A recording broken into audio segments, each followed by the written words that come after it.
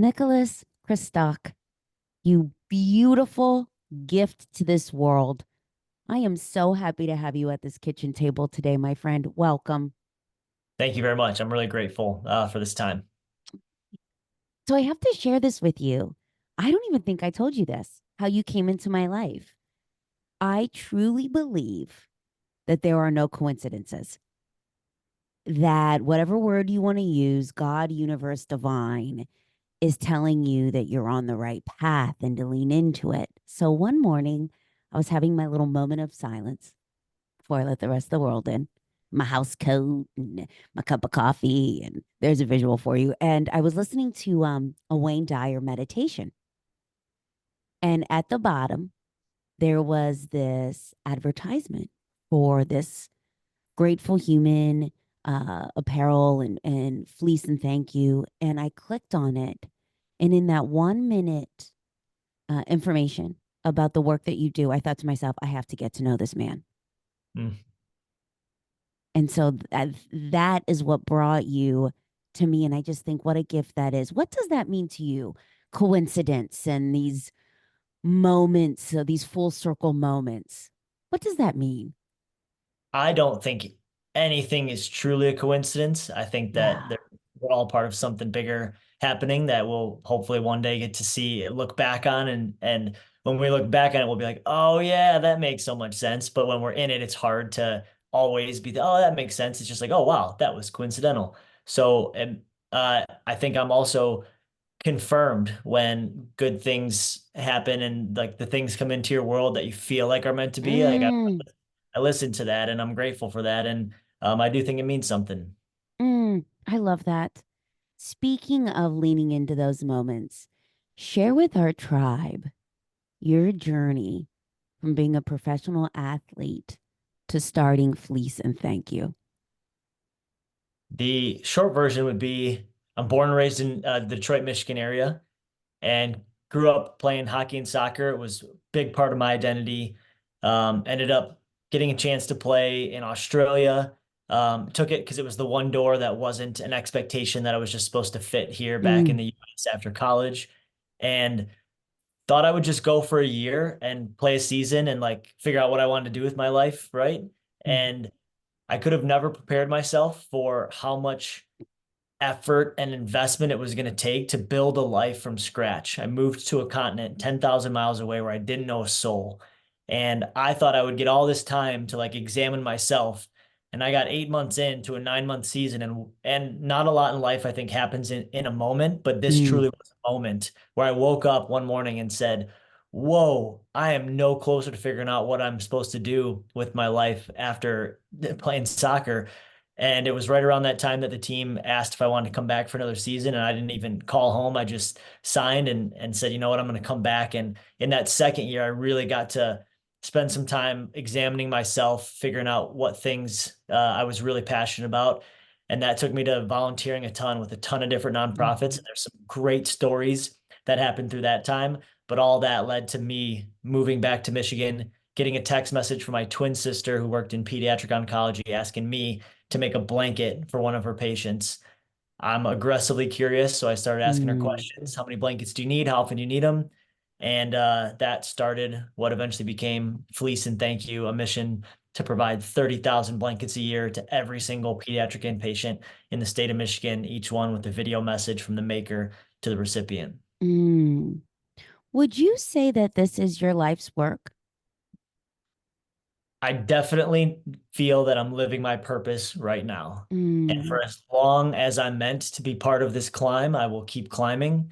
And I totally acknowledge that there will come a day when there will be other climbers that come on board and I can pass the tools and supplies and like encourage them on their climb and watch them continue to go.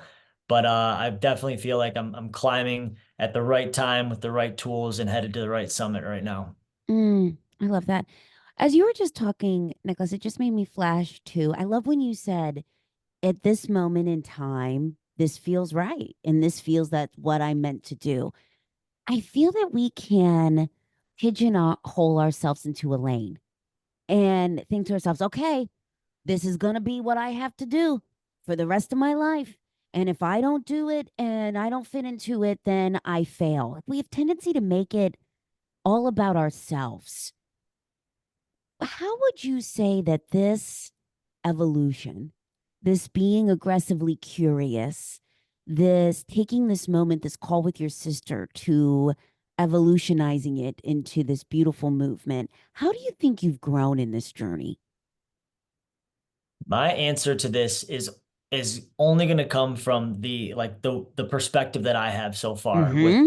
I've been on this planet. And that perspective comes with the tremendous feeling that to whom much is given, much is required. And there's a phrase that too much is given, much is expected. But I think you can let down expectations and you cannot fulfill them. But a requirement has to be fulfilled. And Mm, again, from the experience I've had in life, from where I was born to the family I was born in, and the things that I was able to be privileged to be a part of growing up, I feel like I have been given so flippin' much. And mm. I have a tremendous responsibility to do as much good as I can with that.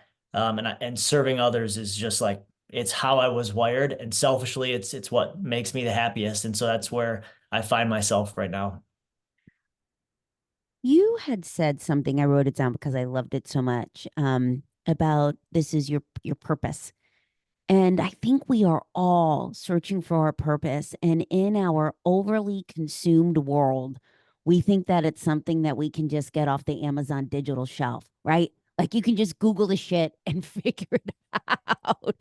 What's your advice to our listener that wants to find their purpose, but they don't know what that is or where to start? Any nuggets for them? I uh I am aggressively curious and I ask so many questions. And while it's easy to listen to someone who's standing here saying like, "Oh, I found my purpose, I'm living my purpose," and think, "Oh, well, that must be nice for you. I'm not there yet." It can feel really good when you found that purpose, but getting there is so uncomfortable and you've got to work really hard to get there. And for me, I didn't know what that purpose was, but I never stopped asking questions and I chased the answers to those questions and they brought more questions. And, I just did a podcast yesterday with the CEO of Shinola, which is a big brand here in Detroit. And he said, take the opportunities that showed up for you, like you do well to take them and don't Mm, just wait for more opportunities that haven't come yet. Be there for the opportunities that have showed up for you. And I really think my life, when I am looking at it, has been a product of showing up for the opportunities that have showed up for me and asking a ton of questions along the way to get to where we are. I love that. I don't feel that curiosity gets enough street cred. For sure. For Right? sure. Like we think we have to have a plan in it. We have to have it has to be so laid out. And they just I feel that curiosity is just this little thing that sits on your shoulder and says, "Hey, look at me. No commitment. Just give me a glance." Well, you could talk about it for hours. This concept of growing up as a kid, you ask all these questions, and then the judgment of the world and the fear of rejection of the world just suppresses that want. And it's like, gosh, if we could just let that go and receive other people's questions with grace and a Mm, smile, and make sure when somebody prefaces that famous preface of like, sorry if this is a stupid question. No, hold on. Like any question's a good question. It's going to show me more about what you're thinking. And the question that anyone's asking is being thought about by 100,000 other people. So we unfortunately are in a culture that has that rejection and shaming around like looking silly. But mm. uh, but I think more light can crowd out the darkness. We just have to like praise questions and asking and move that culture, by our own might. Yeah. Nicholas, I loved when you had talked about fear because I had wrote this down this morning when I was thinking about you in this kitchen table conversation. Having the courage to start something is flippin' terrifying. Why do you think you've had the courage and still do as you continue to build this movement to not let fear paralyze you? Mm. The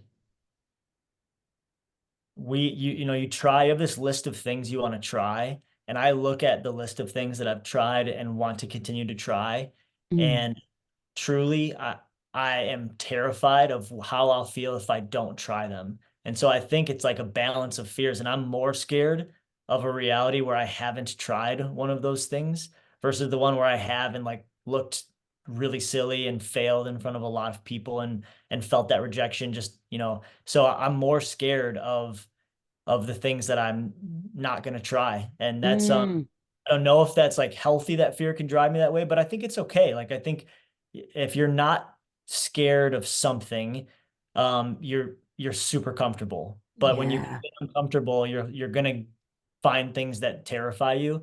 And then it's like, okay, well, what am I gonna choose to lean into today? But but you have to like take those shots. I love when you just said uncomfortable. It was like, because I have to tell you, Nicholas, I was just having a conversation with a friend of mine about this. It is very hard for me to step out of a lane that I'm comfortable in, that Mm. I know that I'm going to get the accolades for. I'm an achievement junkie. Tell me I'm good. Tell me that I did it. Tell me that I killed it. And I can stay in that lane versus stepping into one that I don't know what's on the other end of it. And I was telling a friend of mine that I really want this year to be the year of uncomfortable, whether that's with my clothing choices, whether that's with the way I move my body, whether that's with the rooms that I stand in, whether that's with the ideas that I have to put them out into the world. Would you say you've always sort of had this uncomfortable push, or is it something that you've really had to intentionally create for yourself? I would say that I haven't sought out uncomfortable things for the sake of uncomfortability, Mm, but I've followed the answers to questions and asked more and been determined like wherever this path's going to take me, asking these questions, I'm going to go down it. And I'd rather go down it knowing there's uncomfortable possibility there than not ask and not go. And so I think I've always been driven to ask more questions and just inherently the things that scare you, you're curious about, right? And it's just pushed me into an uncomfortable lane that has now become, and like anything, the more you do something, the more comfortable you get with it. And that phrase comfortable being uncomfortable is used a lot, but the reality is anything that you're scared of, the more you get exposure to it, you're going to become less scared of it. And it operates the same principle, across our life. yeah. Nick, what's your advice? It is easy to sit here, and you talked about this earlier, for our listeners to think, you know what, Nicholas, that's great that you had this idea, that you had this moment, that you were able to create this beautiful movement, but I can't do that.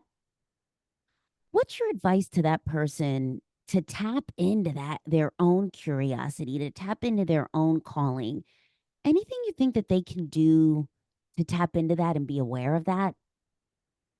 Well, I'll obviously start with the concept of gratitude. I think Mm, at its core, if you can know like the back of your hand the things you're grateful for on a daily basis, and they can be the same things every day, they can be, some different, they change every day. But if you know what you're grateful for, then right off the bat, you're starting like from the right mind space. Okay, then from there, ask yourself just as many questions as you can ask yourself about the situation that you're in. And that's like from your job, your relationships, how you spend your time, and the things that consume your thoughts and attention, right? Just like analyze yourself, be curious about yourself as much as you can. And I really feel like if you know the things you're grateful for and you know the questions you're asking yourself, like those two can't not result in some meaningful movement of holy smokes, like that exercise, I kind of think I have a thought of where I want to go with it mm, next. I love that. I love that. Nick, I want you to share more with us about Fleece and Thank You, because it is we can make so much about our life about ourselves, can we? For sure. I just, as I was reading about this beautiful movement that you are creating and these beautiful memories for these families and these very terrifying and horrific moments, what a gift that it is, and what a way to pull you out of making things about yourself. So tell us more about Fleece and Thank You. The best analogy to get someone right into the seat of what we do is to ask anyone listening to this to do me a favor. And you've been asked to do this thousands of times, going all the way back to first grade. But imagine something for a moment.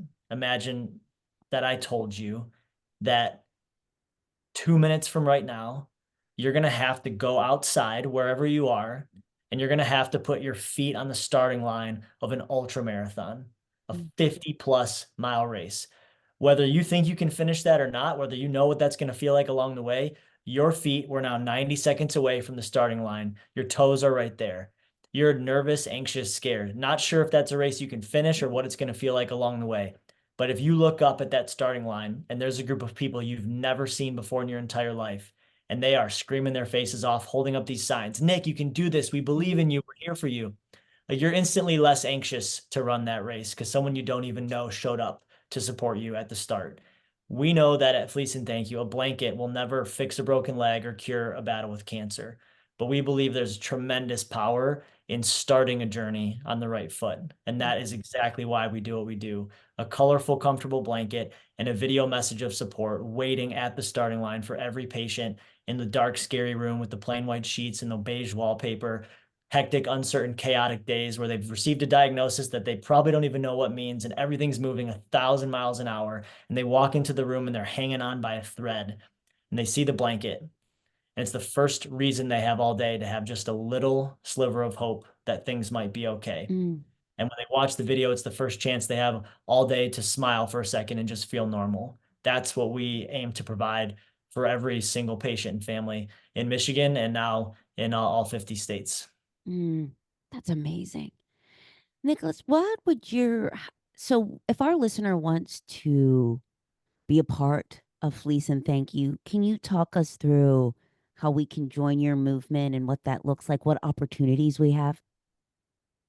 We make it very easy to get involved, and we want someone to get involved because the sweat equity piece is a huge Mm, part of what we mm. do. So whether it's option A, you're like, this sounds cool, blanket and video, head to fleeceandthankyou.org, order kits button in the top right, and get a kit shipped right to your home or business and make it and like see it for yourself. Make the blanket, make the video. You get a return label, it ships back to us, we deliver it to a patient, and then there's possibly a video message back at some point. Really cool. If you're like, oh, that sounds great, I love it, blanket making is not for me, then check out gratefulhuman.co. Easy way to just rep gratitude, shirts, hoodies, hats like the one you're wearing, and we're very Yep. grateful for your support.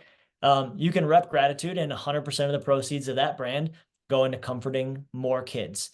And so lots of ways to tie in. And we really love for someone to, get that sweat equity and see what we're all about and earn their repeat support. We don't expect it. We want to, ask for it once, have you take that leap of faith, and then we want to do our best to earn more support after that. I got to tell you, I am, as Nicholas said, if you're not watching us on YouTube, I am repping my Grateful Human hat today. And let me tell you, it's comfortable. I get a lot of compliments on it, and I have a story to tell. Isn't it really great when you can wear something? I've been so much more intentional on wearing things that tell a story. Are you like that with anything that you either wear or whether it's memorabilia, just in your home or just something to tell a story? Oh yeah, absolutely. I'm very lucky to be married to someone who has a very minimalist philosophy on things, and I love that it brings Mm, that out in me. And she's because I probably by nature could be a hoarder of so like I'll keep things. I'm very sentimental about objects. Um, but that means that I've got a t-shirt drawer that has like 6 t-shirts in it, and 5 of the 6 say Grateful Human over the left oh, chest. And so yeah, I'm definitely sentimental about objects, and that translates to being very passionate about the things I wear on my head, on my body, and can those also be a message for other people? And that's the great part about Grateful Human, selfishly. It's like just wearing the shirt or the hat, someone looks at it and if nothing else thinks grateful. Oh, I am grateful for some things. yeah.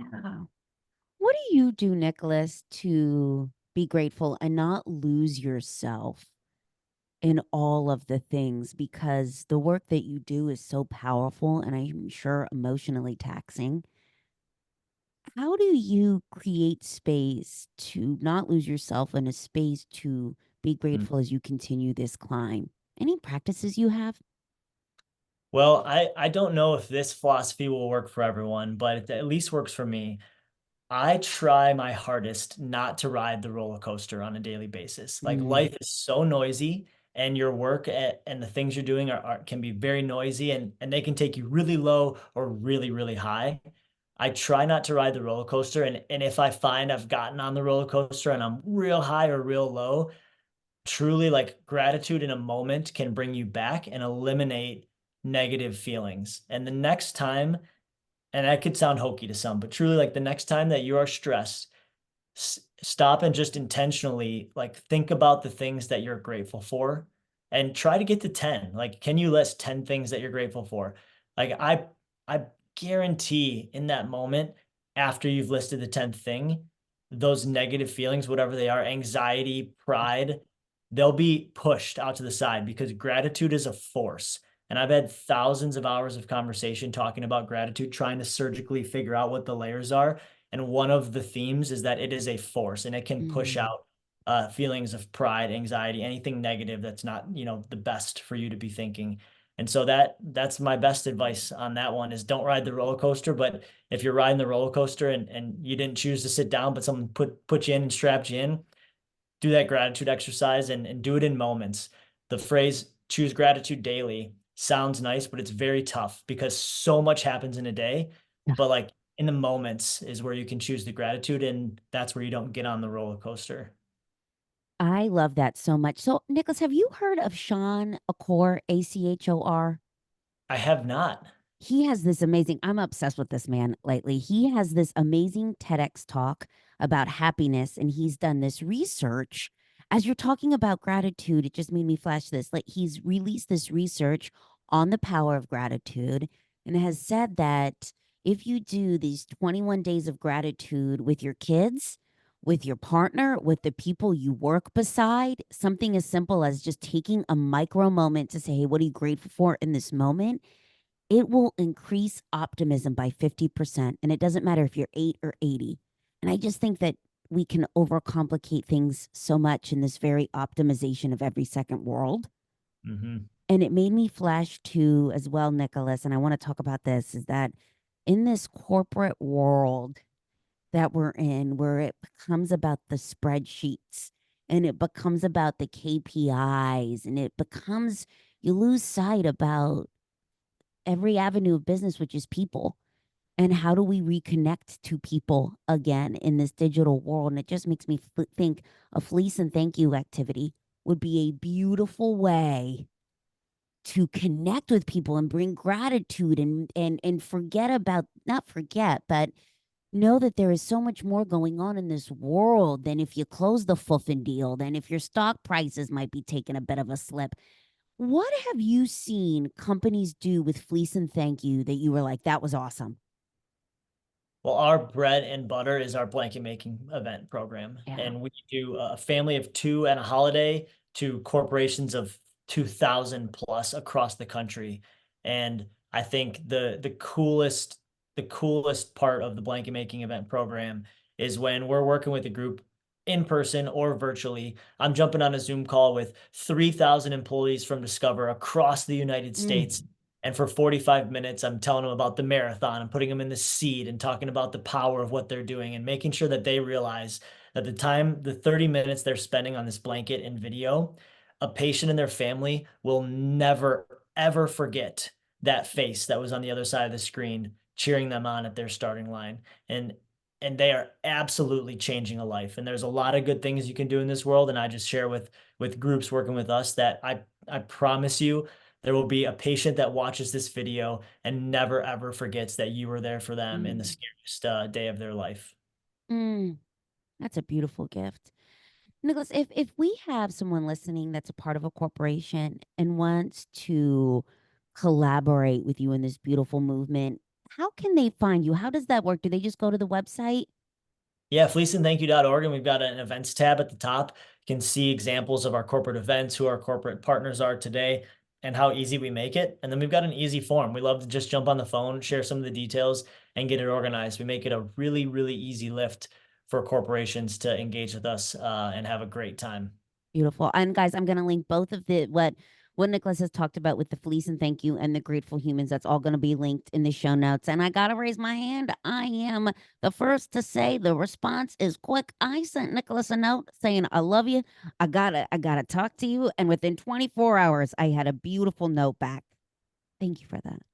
Thank you for messaging us and finding us. This has been awesome so far. Oh, yeah. And my head is spinning, brother, on how I can help amplify your message because I truly believe good humans know good humans and who you surround yourself with matters.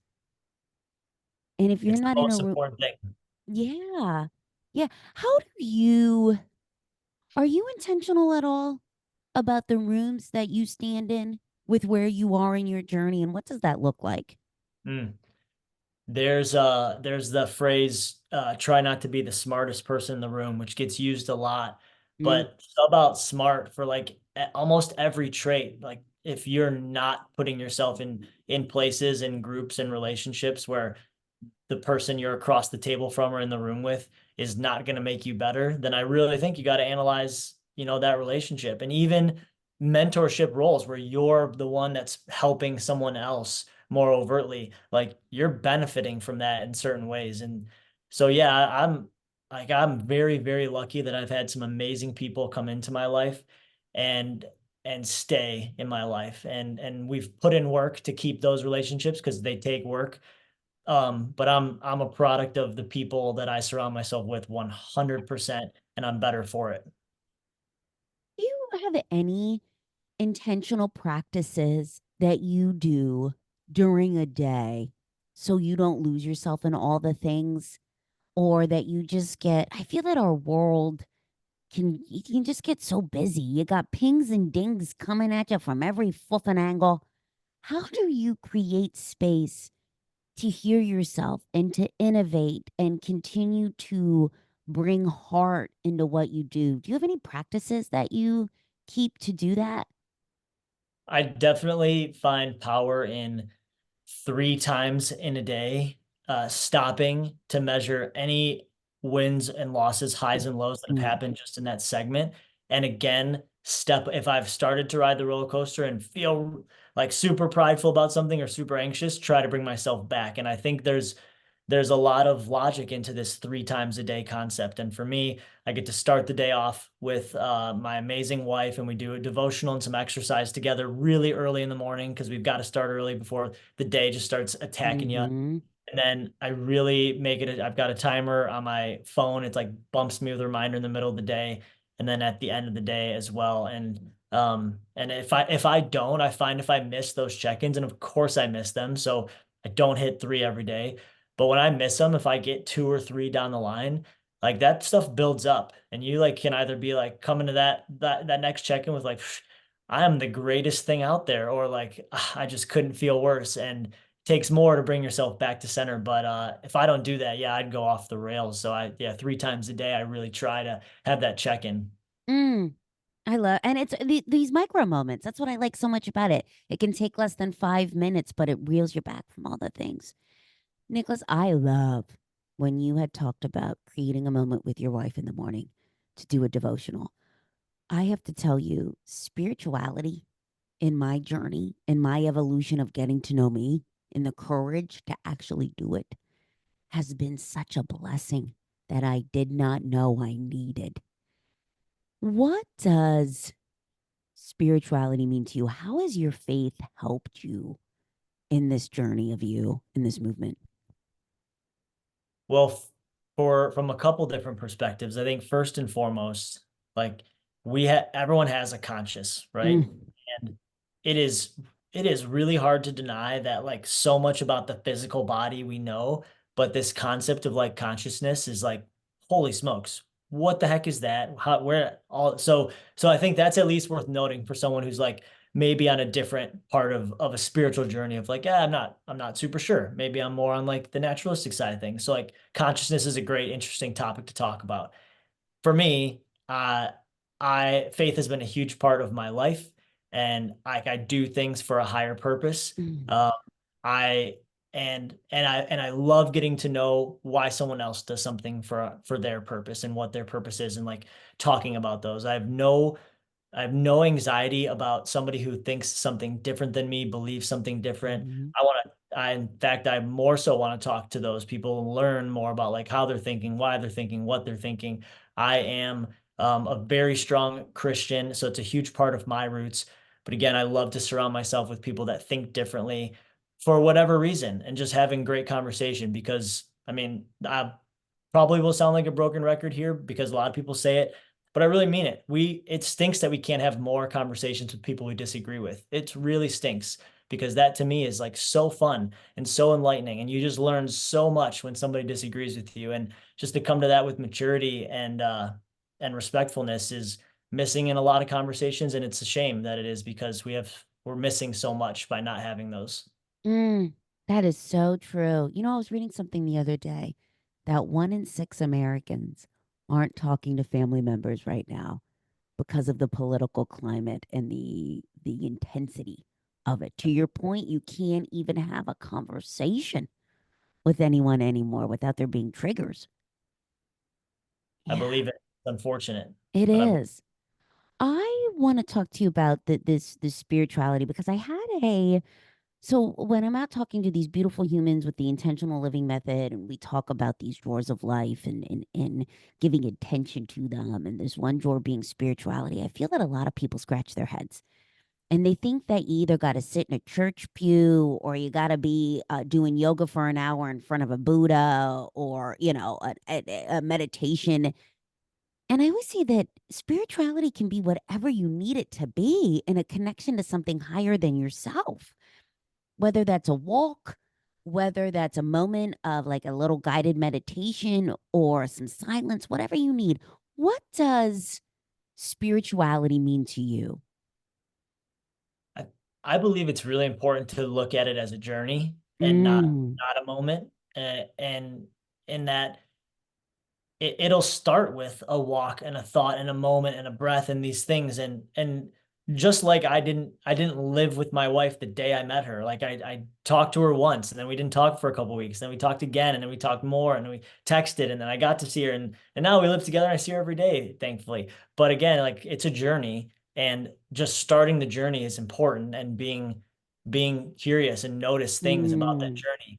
And like anything, when you go on a journey and find what's working for you, you're going to spend more time in it. And that could then eventually lead to being in a community that also believes those things. And that would be amazing. I would say, like, it's probably going to lead to that, but it doesn't start with that often. It can start just on your own in moments, finding the start of your journey. love that. Nicholas, if you could turn back the hands of time, I'm going to make a Back to the Future reference. We're going in the DeLorean. We're going back in time. What would you tell your younger self? Hmm. If I could turn back the hands of time, I would tell I would probably just confirm my younger self. I would say like, look, you're doing the right things. When Mm, you doubt yourself, you're doing the right things and never stop asking questions, even though the world's going to tell you not to.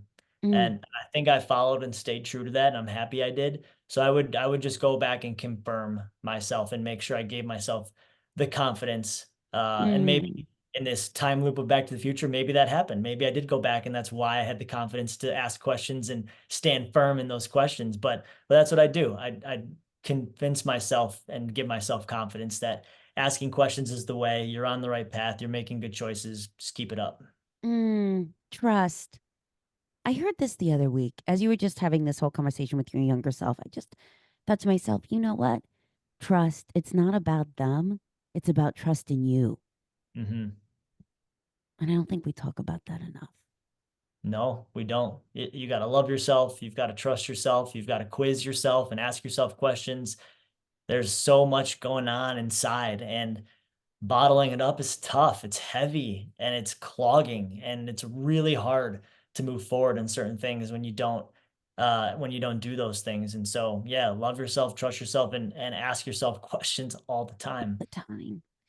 Nicholas, as you just were saying that, I had this whole moment where, and I didn't even realize this, for a very long time, I didn't love myself. I didn't know how to love myself. I was crippled by this anxiety to have the world like me and let me in and give me the validation that I was worthy and good. And it was this constant struggle that was never enough, like an addiction. Hmm. And as a man, because I don't think we talk about this enough, being raised to sort of retract your feelings and not show them. And how do you give yourself self love? Like, what does that look like for you? I'm probably not even the greatest at it in some points, but I think I tie a lot to my purpose and faith, and Mm, then I'll show it, like validate myself in moments is like, okay, this thing happened. Here's where we're at. Nick, you're on the right path. You're doing the right thing. Nick, we're on the right path. Like, good job. You're on the right path. Keep going. Don't get too high, too low. You're on the right path. Keep going. And I think I validate myself in moments with those exact words at my daily, check-ins with myself. mm-hmm.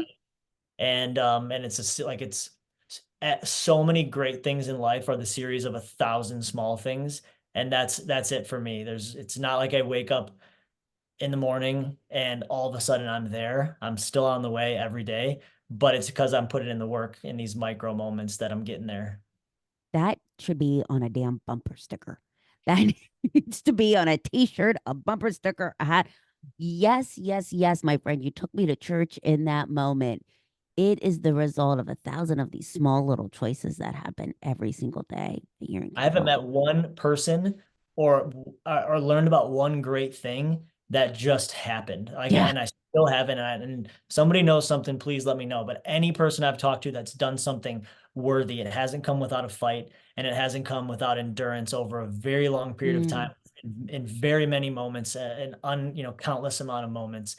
There's just no true overnight success that's lasting and solid. I haven't seen it, and I'm open to talking to anybody that might think they have a formula, but I just haven't seen it. You know, it's so amazing that you mentioned that because I truly believe that life is constantly giving us lessons. And here's to your point earlier on being curious and finding them and the army crawl to the evolution of you and what's on the other end. Like, Nick, I look back and I think, shit, it took me, I'm 40, it took me 40 years of learning and a deep, dark army crawl through the tunnel of the night to get here, to show people that they're not alone in what I had to learn. And I would do it all over again if I knew what was on the other end. And I Mhm. bet you would say the same.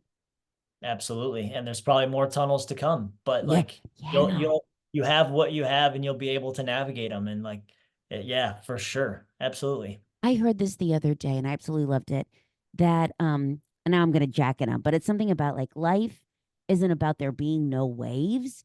It's about giving yourself the tools to know how to ride the waves. Love it. Nick, where can we stay connected to you? How can we keep hyping for you and standing by you? Where can we continue to support you and link arms with you, my friend? No, thanks for asking. I put so much of who I am and what I'm doing into the work at Fleece and Thank You and Grateful Human. And so staying in touch with those brands on social, you see a lot of me. I don't currently do a ton of my own posting. I'm sure I will someday, but so much of my heart and soul and time Mm, professionally is going into those brands. And you can truly like follow along with a lot of my story by activating with those brands and being a part or just watching them from afar, on social media, et cetera. So, Fleece and Thank You or Grateful Human on any of the socials. We're on all of them and having a great time there. You can, see what's happening in my life through a lot of those lenses. awesome. And guys, we're going to link those in the show notes too. So please follow because I am a true advocate on being intentional on the content that you consume. And you are a beautiful human doing beautiful things with these beautiful organizations and worth standing by. Nick, I got to tell you, my friend, you are such a damn gift. And I'll be forever grateful to that morning coming across you and being curious and leaning into it. And thank you for sitting at this kitchen table with us today. I know that this is just the beginning of a beautiful friendship and journey and linking arms ahead. Thank you, my friend. Yeah, thank you for the time. I'm grateful that you took the click and saw the site and got the hat and sent the message, and here we are. And I think this is, the best is yet to come for our relationship. So that's Mm. awesome. And to anyone that's still listening with us, like you've made it to that towards the end of this conversation, I'm grateful for the time you've put in. And just know, like, we started as strangers, but truly, I hope you can see me as a friend. And I think if you don't have time for other people, like, what do you have time for? And so I'm an email away. I make it pretty easy to get in touch with me, and there's, you can find me, and I'll be responsive. And I make time for people because I don't know, that's to me the most important thing to make time for. Oh, another mic drop moment. Thank you, my friend. Thank you.